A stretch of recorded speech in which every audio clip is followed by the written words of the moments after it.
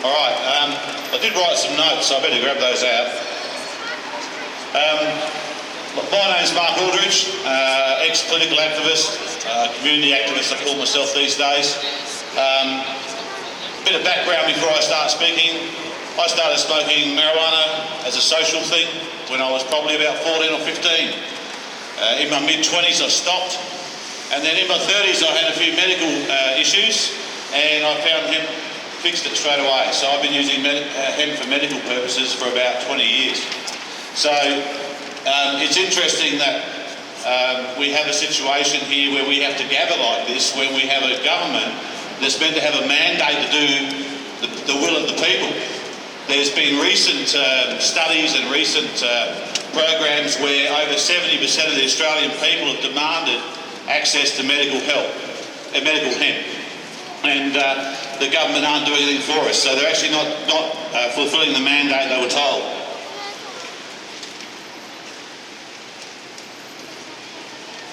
The reason for the notes, I thought I'd just give a bit of history. Medical marijuana dates back 5,000 years. We've been using it for medical purposes for over 5,000 years. And people might wonder when medical marijuana came here, but when the first fleet arrived, back in the 1700s, they brought seed stock.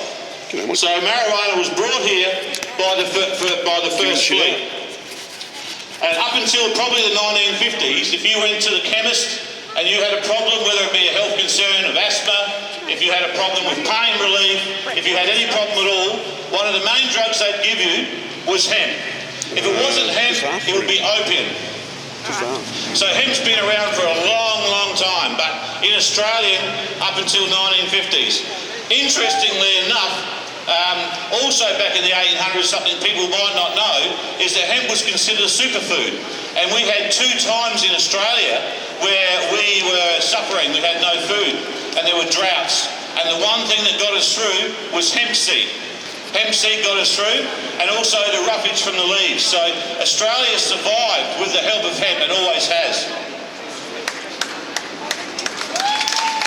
Now, it's interesting that in about 1913, there was a big push by governments around the world to do away with hemp. And what they said was that you shouldn't be using any sort of products for medical purposes besides heroin. Now, if you do some research when you get home in 1913, that'll give you a good idea why that was, because certain governments took over the production of heroin in the world, and so hemp was a bit of a problem for them then. It then went on, it got very interesting.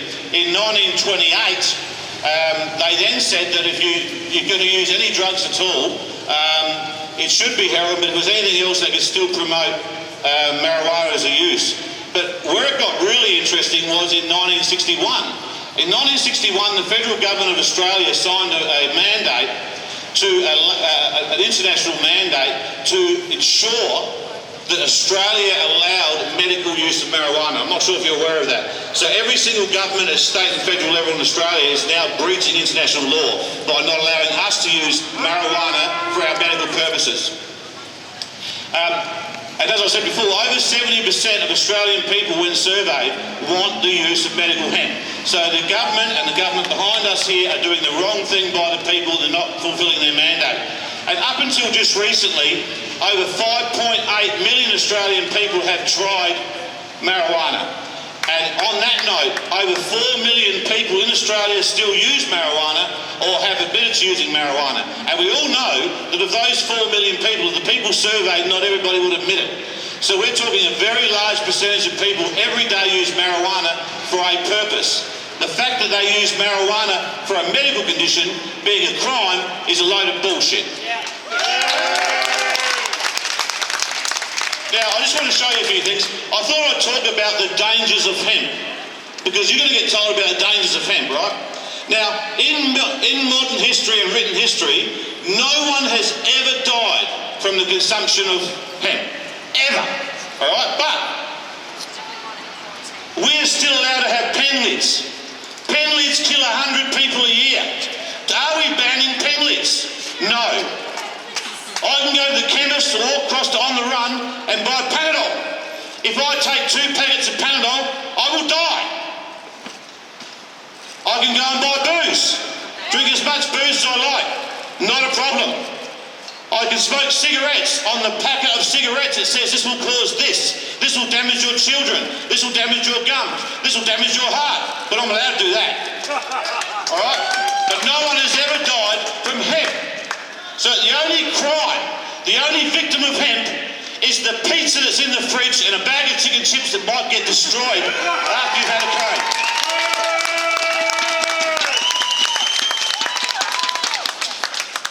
Better go into a few facts now we've got past the dangers. Here's a few facts. It is a fact that hemp helps with glaucoma. It helps with eating disorders. It helps with epilepsy. It helps with cancer. It helps with multiple sclerosis. It stimulates appetite. It does away with nausea. It helps with muscle tension. I use it for anxiety. People use it for different purposes. If I use it, I'm a criminal. But if I go to the doctor, at the pharmacy, I can take another drug for that. I can pay the government their bit of money, I can pay the pharmaceutical companies their money, and then I'll get sick because it'll be a side effect. Then I'll take another pill to overcome that side effect. Then those two bills united, I'll take another pill. But you know what I do? I have a cone. All right, that's my choice.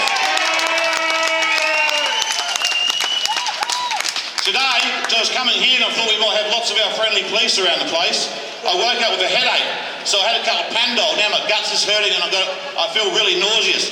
So when I get home, I have to have a cone. But if I get caught doing that, I'm in big trouble. Compassion. I put the word compassion here. I don't even know what that means anymore. Compassion is where you allow people to look after themselves. That's where we, as families and adults and parents and caring people, support our mates who help people. And helping people is helping educate them that marijuana is a good drug. And I'll talk about that because I have a friend that's an elderly woman, she's in her late 70s. She was meant to die 5 years ago because she suffers immense pain. And the drugs they were giving her were binding her up. She's in big, big trouble. And I didn't want to recommend hemp. I didn't know what to say to her. I've talked to her a few times and said, look, hemp might be a good idea. What she then did was put a little bud in a cup of tea one day because she couldn't smoke it, she's too crook. She rang me up, she said, I just did the dishes and cooked my own dinner for the first time in 6 years. How the hell is that a crime? How the hell is that a crime?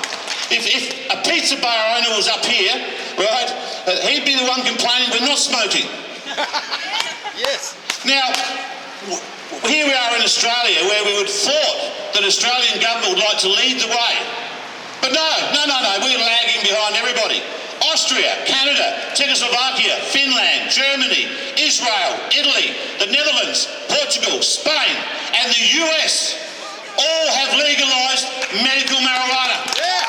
And in every case, crime rates have dropped. Oh, shit. Wouldn't want that happening, would we?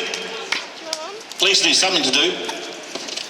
It's our body, it's our right to choose what the hell we put into it. As long as there's no victim, who is the victim if I want to have a smoke? And if I have a smoke and it doesn't work for me, or I vaporise, doesn't work for me, or I take it as a tablet, doesn't work for me, that is my bloody choice. And what pisses me off more than anything in the world is that they're now making synthetic versions of marijuana. And they're legal. The FDA in America legalised them 20 years ago. Marinol, for instance, has nasty side effects. The plant which they tried to synthesise doesn't have the side effects. So which should we be able to take? It's all about money, and we know that here. There is no money. If they say hemp cures something, we'll start growing it ourselves.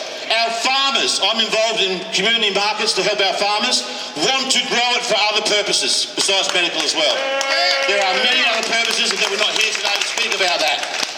And just a note, someone talked about Henry Diesel Motors. Rudolph Diesel designed his engine to run on hemp oil, if you don't mind. Yep. It is bad laws and self-interest in the pharmaceutical industry that is causing this issue, and it's our governments that can't hear our voice, can only hear the voice of the blokes putting money in their pockets. Australia should lead and not lag behind.